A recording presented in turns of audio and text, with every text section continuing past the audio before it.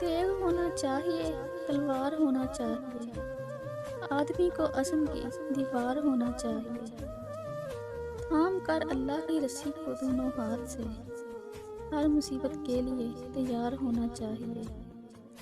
قوت بازو کا ایسے کچھ تو اندازہ لگے، اہل باطل پر کرارا وار ہونا چاہیے۔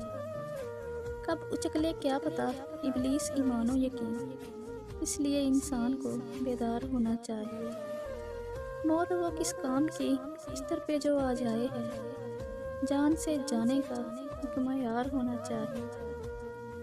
یوں ہی ہم ہارے نہیں ہیں جنگ غیروں کے خلاف، قوم میں اپنی کوئی غدار ہونا چاہیے۔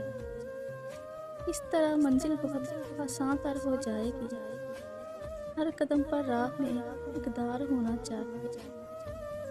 ہے امیر شہر کی خواہش کے میرے سامنے، گھر غریب شہر کا مسمار ہونا چاہیے۔